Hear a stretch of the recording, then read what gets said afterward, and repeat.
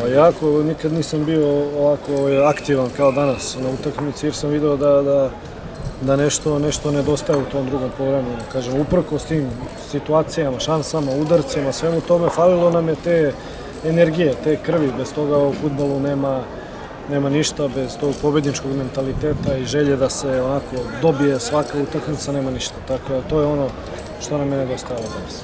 Kakav je utisak? Sigurno negativan. Mislim da generalno treba biti realan i reći da i nismo zaslužili ovu utakmicu da dobijemo. Sama se utakmica od sebe ne može dobiti, tako da treba sami pre svega od sebe više da tražimo i da izvučemo iz ove utakmice pouku. Nema plakanja, ima tu još dosta utakmica i moram da se skoncentrišemo pre svega, kao što sam rekao, da izvučemo ono što je bilo negativno iz ovih utakmica i da to napravimo, u sljedeću utakmicu dobijemo najbolje lekarstvo na sve, to je sljedeća pobjeda u prvenstvu.